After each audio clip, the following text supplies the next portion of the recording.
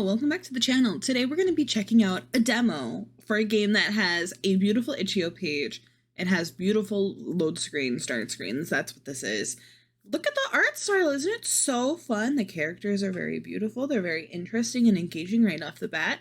We have the one on the left who looks very modern. They've got like a windbreaker jacket on. They've got very modern shoes. Kind of looks like they're in jeans. They're exposing their belly button, their neck, things that you don't do in the same era as this character on the right, who is wearing a very beautiful lavender dress with some gold embroidery and a very beautiful hat situation. I don't know what you call those. For the story, for the better part of 7 centuries, Evis has experienced the march of time in 24-hour increments. Bound to the tree that houses her best and worst memories, she wanders the new Keltberg botanical gardens each year on the anniversary of her death. Ignored by the living, she has grown used to isolation and prefers to avoid the touring crowds by hiding in the arboretum. This year, however, she quickly finds her solitary vigil interrupted by the impromptu appearance of a young clairvoyant. Airheaded and immature, Quinn is the very definition of a problem child. But what they lack in brain cells, they more than make up in sheer obstinance. Can these two troubled souls overcome their differences and find peace? Or will their futures remain bound to chains of the past? The intro page has more information on each of the characters. This is a demo with about 3,000 words. It's our first choice sequence. There's opening CG scenes.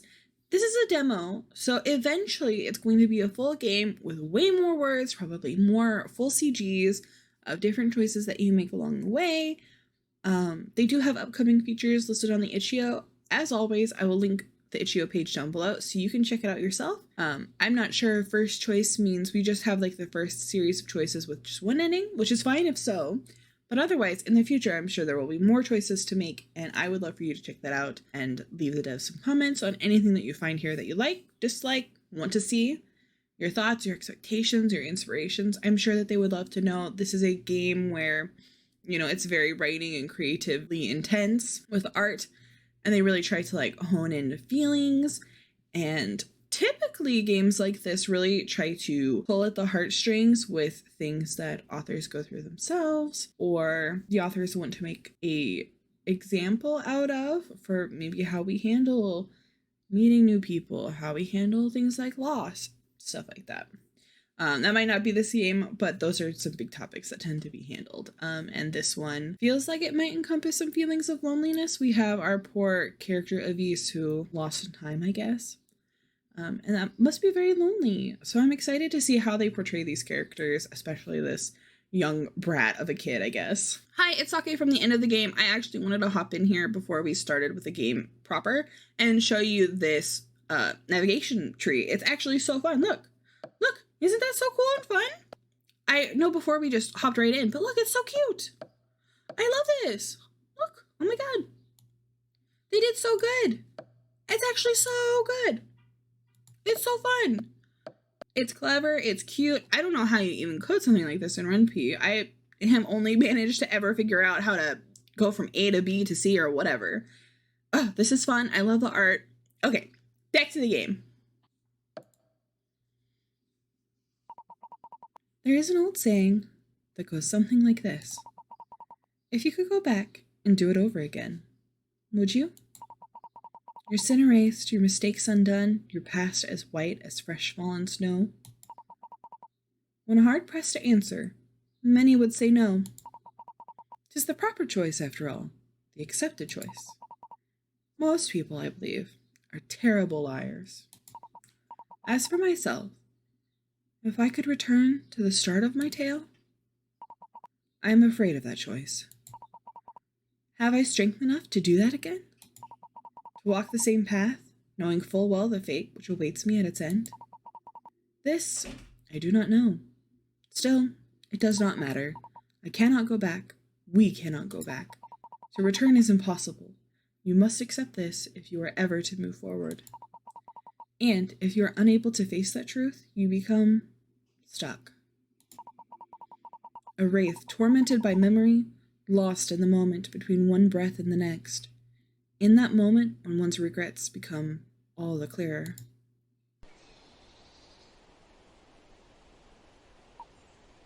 my gosh, your art is beautiful. I love the shading is very simple, but it's full detail. It really lets me imagine exactly how this dress looks, especially in the light.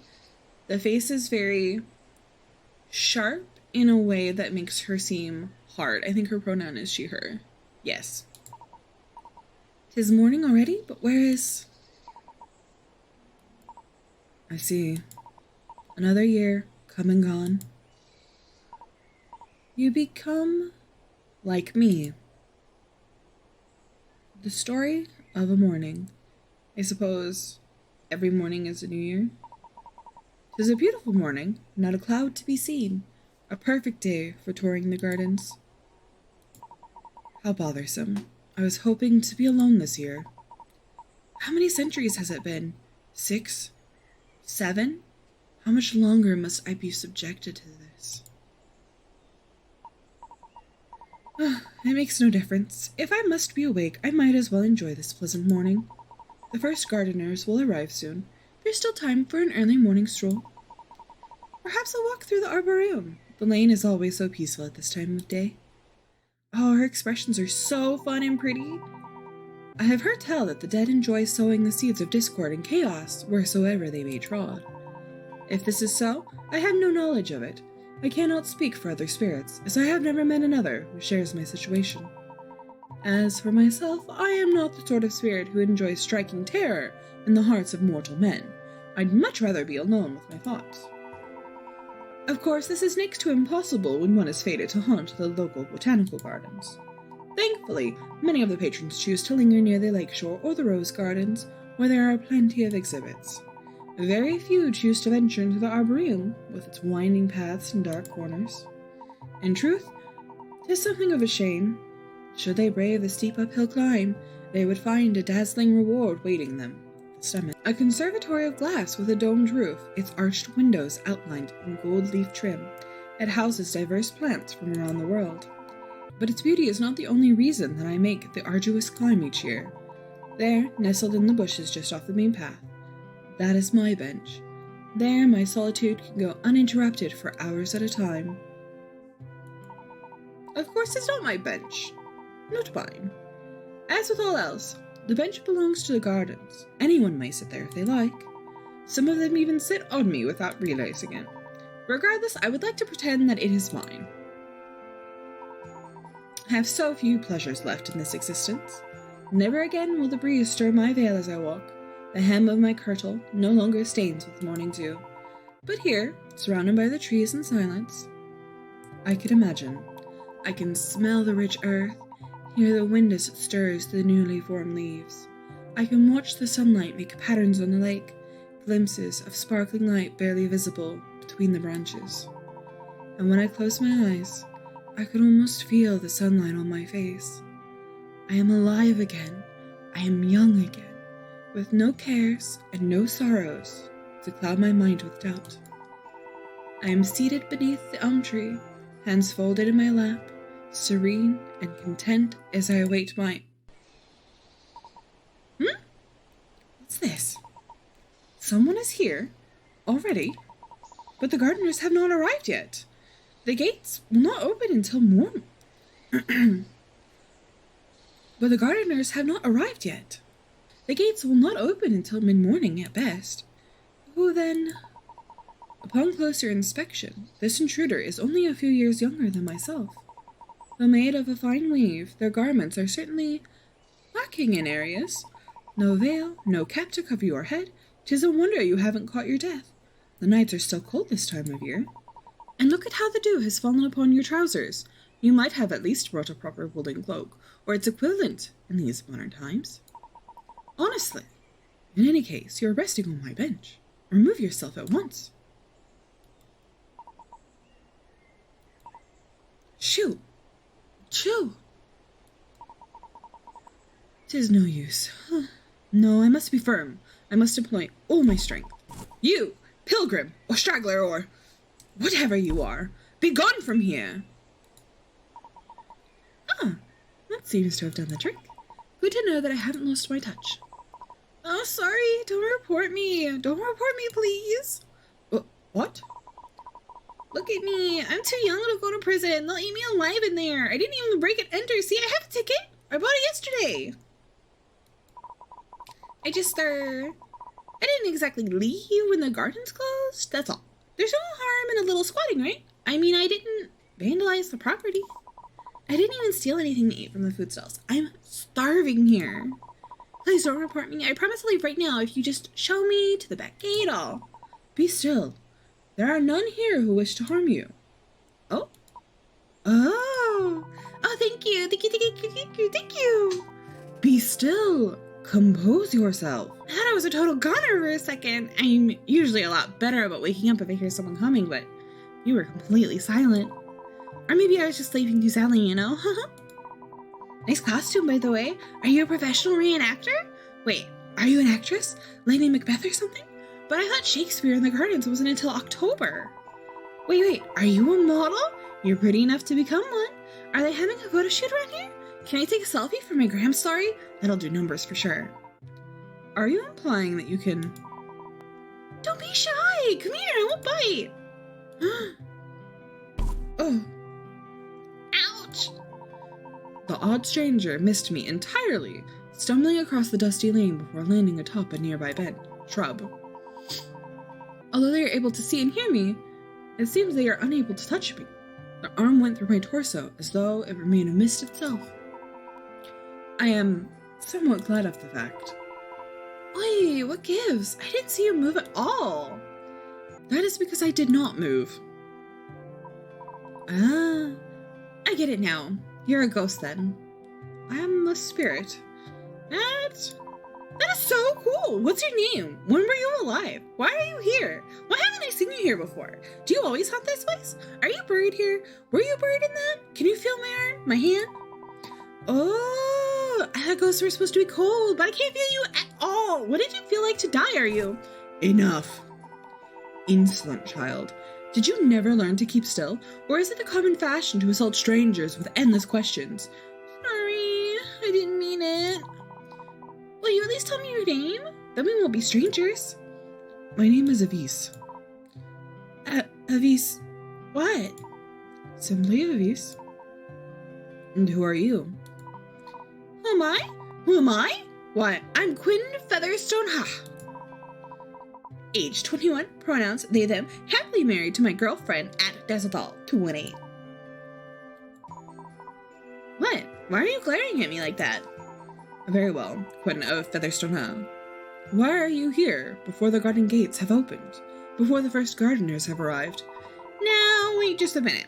You didn't answer any of my questions. Why should I answer any of yours? That hardly seems fair. What do you want me to say? I'm no criminal. I'm just a little guy. I didn't have any place to crash for the night, and I needed some time to figure things out. That's all. I promise. My heart and everything. Believe it or not, but I love these gardens more than I do my own house. So I simply decided to stay. Is that so bad? I swear I didn't touch anything. Not a pansy's out of place. Regardless of the fact, you are now guilty of the crime of trespassing. How do I know you're not guilty of similar crimes? What does that matter? You're a ghost. I'm innocent, I tell you. Go on, ask me anything. But you only get one question, since you're being so stingy with the answers. Ask about. You're married to your... Wait, did you say you're married to your girlfriend? Taken by your girlfriend? How about your abilities? You were not frightened to find that I was a spirit. Why? How are you able to see and hear me when no one else can? Wouldn't you rather ask another question? This one can be a freebie. No. Okay. But do I have to answer you? Yes. All right. It's kind of a long story, so bear with me. The thing is, my family supposedly has some sort of ancient spiritual connection to the dead, or something like that. Spiritual connection? That's what they call it anyway, when they bother to mention it, that is. Dad, that is, my father is a businessman. His life revolves around retirement loans, mortgage refinancing, questionable business practice.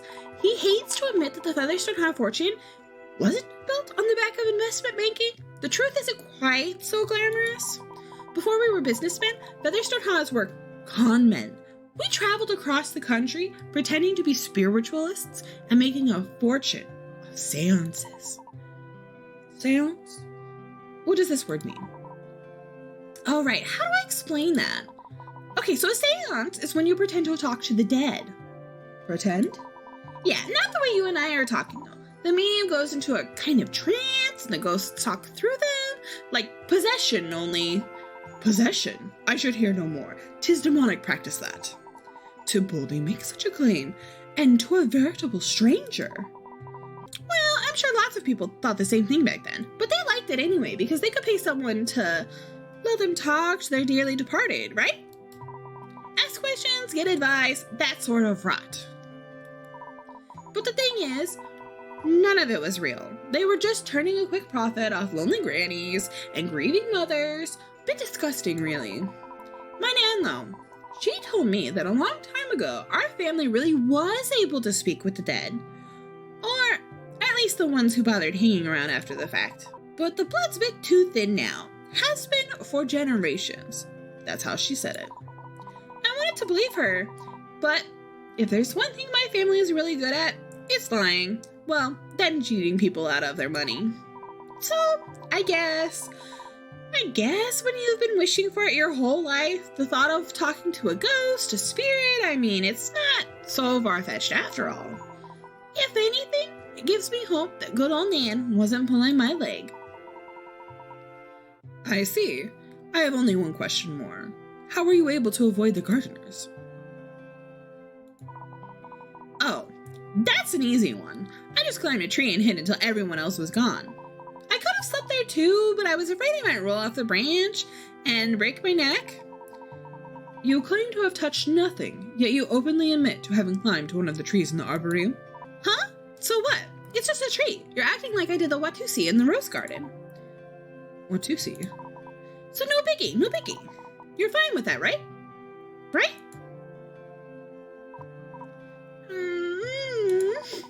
Alright, I'm sorry. I promise I won't climb any more trees while I'm here. Just stop frowning at me like that. You look like you're about to rip me in half. I did not even realize I was frowning that time. Well, see to it that you do not. Every plant in this garden has its own purpose, even the trees. They are all precious. Fine. Anyway, do you believe me now? There's not a bad bone in my body. I wouldn't harm a fly. In fact, I have a hard time swatting mosquitoes.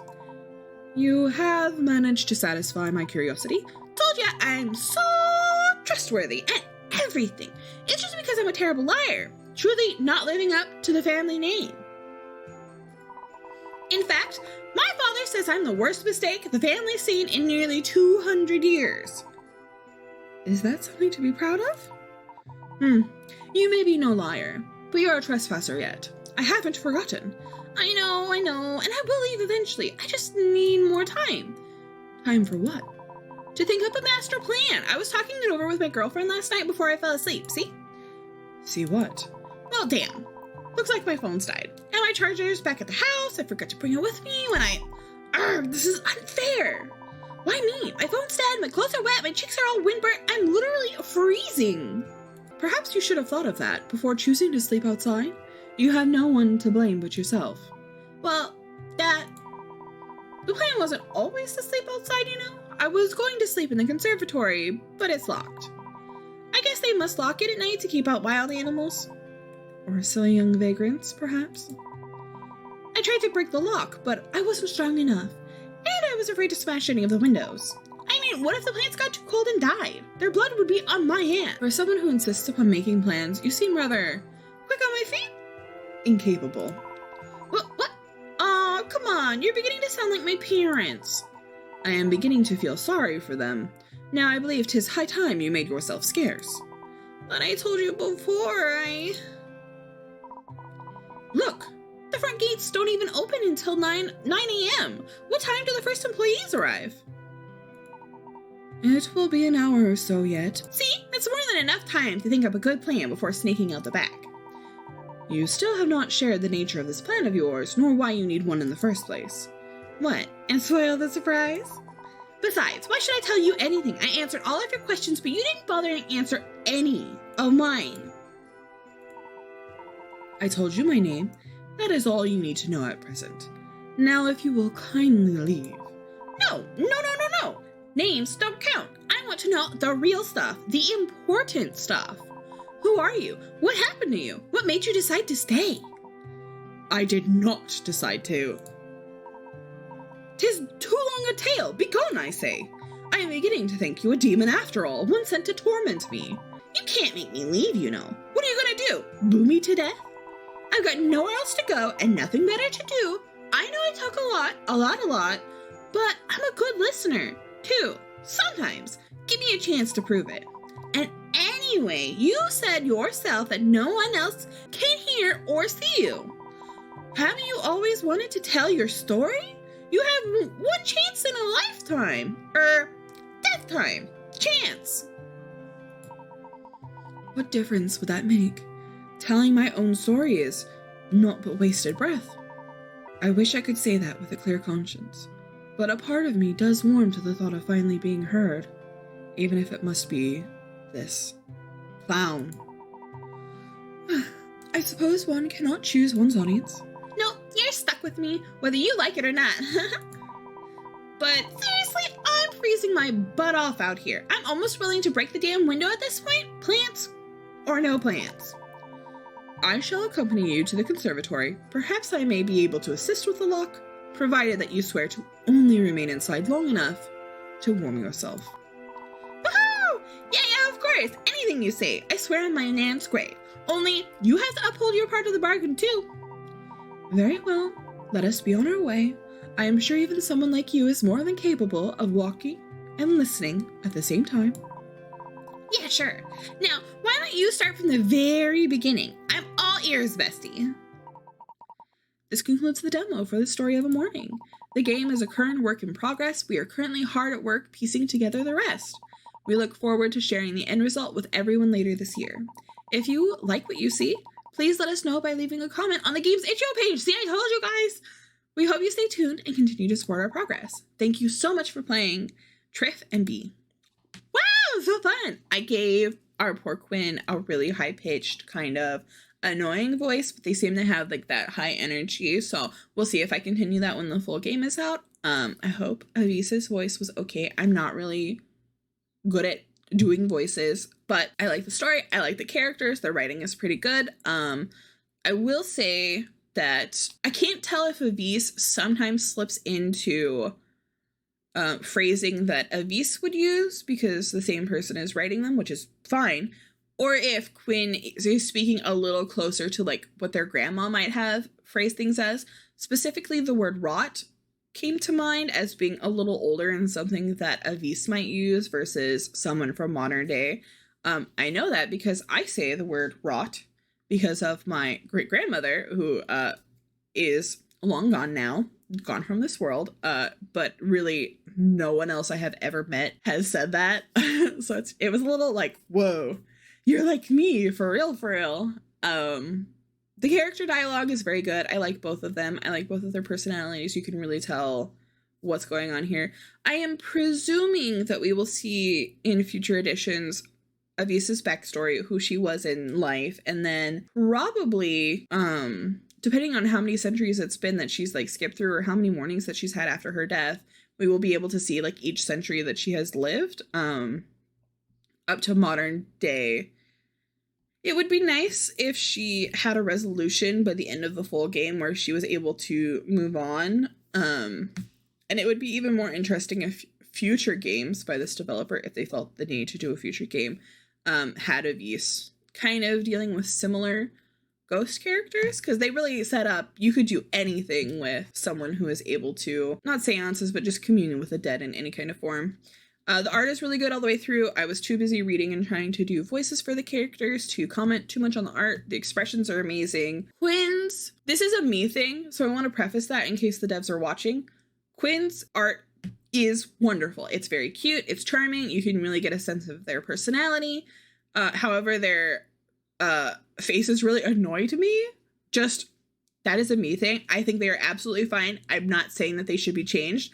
However, they annoyed me, which I think, and this is why I'm saying don't change them, it kind of benefits their character. Because if it annoys me, then their personality is even more annoying, but it's annoying in a kind of, I see what you're going for, I see what you're trying to do, and it's working, keep it up kind of way.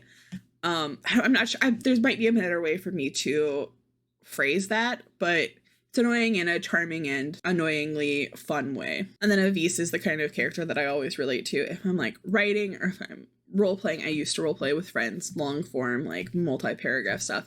Avise is the kind of character that I would usually write. And in creative writing exercises now, I definitely gravitate to that kind of character. So it's nice to see Avise and Quinn get paired up and see how their personalities play off one another. I definitely try to bring a little bit of joy and fun and speed to how Quinn speaks, because I feel like I'm pretty on the ball with how their personality is. If not, I'm excited to see other people play this game. I really hope that people record their Let's Plays of this game and post it on the itch.io page. If you don't think Quinn's voice would be read in that way, or if you think they're a little more chill and not quite so excitable, or annoying in a fun way, I would love to know what you think of their personality and how you might have read or how you might read in your mind what they're saying. I do like that we have a non-binary character in here, and then I do like that Avise is just so pretty and that her dialogue reflects the era she's from. It would be very fun if after hanging out with Quinn a bit, she repeats some of the things that Quinn says back to them, like modern slang or whatever, when she's trying to describe something that might pertain only to their day so far. I'm presuming that their story will just encompass one day, which will be very unfortunate. Like, it's very sad to have only known someone for, 24 hours, I think the itch.io page said. And it's very sad, but it also gives you so many interesting thoughts to how the writers are going to make their story happen and what it's going to look like. So I'm excited.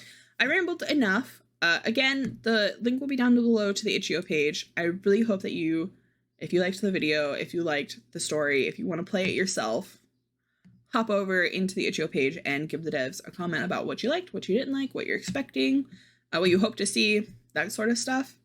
Otherwise, that's it for this video. I will see you next time. Bye-bye for now.